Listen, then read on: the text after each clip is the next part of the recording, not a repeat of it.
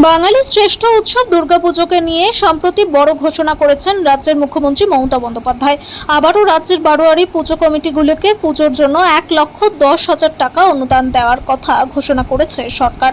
আর এবার সরকারের সেই অনুদান প্রত্যাখ্যান করল রানাঘাট থানার অন্তর্গত চারের পল্লী পুজো কমিটি।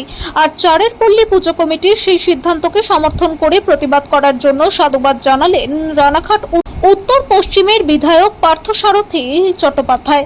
রানাঘাট থানার চারের পল্লী দুর্গাপুজো কমিটির পুজো এবছর ৭৪তম বর্ষে পদার্পণ করেছে।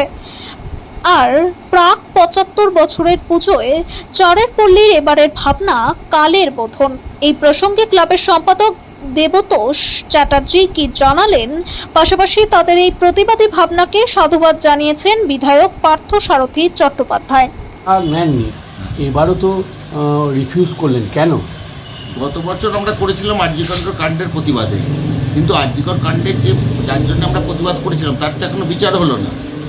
তারপরে যে কারণে আমরা গতবার রিফিউজ করেছি, এবারও দেখুন আপনার 26,000 লোক শিক্ষকের চাকরি চলে গেছে, ডিএর জন্য তারা সব রাস্তায় দাঁড়িয়ে আছে।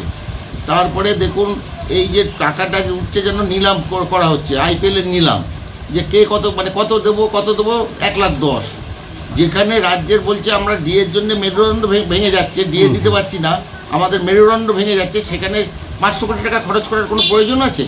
আর আমরা তো এতদিন ধরে চারের পল্লী পুজো করে আসছি, তো ও চাঁদা ছাড়াই, এবং আমরা 50 বছরও পুজো করেছি, সামনের বছর আমরা 75 হবে, এবার প্রাক 75 বছর আমাদের ওই অনুদান আমাদের দরকার নেই। ওই যে ফ্লেক্স ব্যানার টাঙিয়ে ওই টাকা পৌঁছেই তো অর্ধেক টাকা চলে যায় ফ্লেক্স ব্যানার টাকাতে। তো সেই কারণে আমরা এই প্রতিবাদে আমরা এবার টাকা নিচ্ছি। আপনাদের পুজো তো খুব নাম করেছে, ইতিমধ্যে পরিবেশের ওপরও আমরা দুবার প্রাইজ পেয়েছি, আমরা দুবার কি তিনবার, যতবার এখানে রানাঘাটে কার্নিভাল হয়েছে আমরা ফার্স্ট হয়েছি।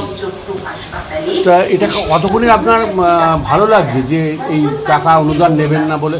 এটা আমার একার তো ডিসিশন না, আমাদের সারা পল্লীবাসীরই সম্মিলিতভাবে ওরা বলেছে আমরা ওই টাকা নেবো না।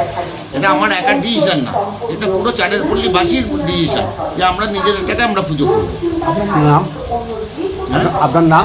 দেবতোষ চ্যাটার্জি, সেক্রেটারি, রানাঘাট চারের পল্লী কালচারাল স্পোর্টস অ্যাসোসিয়েশন। যেখানে ডিএ দিতে পারে না, যেখানে 26,000 যুবক যুবতীর চাকরি চলে যায়, সেই সরকারের মুখ্যমন্ত্রী বড়াই করে অনুদান দেয়। আর অনুদান তো নিলামে টাকা অনুদান 80 নেবে, 85 নেবে, 90 নেবে, 95 নেবে, 1 লাখ না 1,10,000, এ কি নিলাম নাকি? দুর্গা উৎসব একটা আমাদের কত ঐতিহ্যশালী, সেটাকে নিলামে পরিণত করে দিল। খুব স্বাভাবিকভাবে এটাকে চারের পল্লী স্পোর্টস কালচারাল অ্যাসোসিয়েশন তারা প্রত্যাখ্যান করে সঠিক সিদ্ধান্ত নিয়েছে। শুধু চারের পল্লীরা রাজ্যের অনেক পুজো কমিটি প্রত্যাখ্যান করবে। এটা যে সরকার মানুষকে কর্মসংস্থান দিতে পারে না, শুধু অনুদান দিয়ে, ভোটের সামনে অনুদান বাড়িয়ে অনুদান দিয়ে করবার চেষ্টা করছে, ভোট কেনার চেষ্টা করছে। এর বিরুদ্ধে মানুষ প্রত্যাখ্যান করছে, চারিপল্লী তাই করেছে। আন্তরিকভাবে শুভেচ্ছা জানাচ্ছি।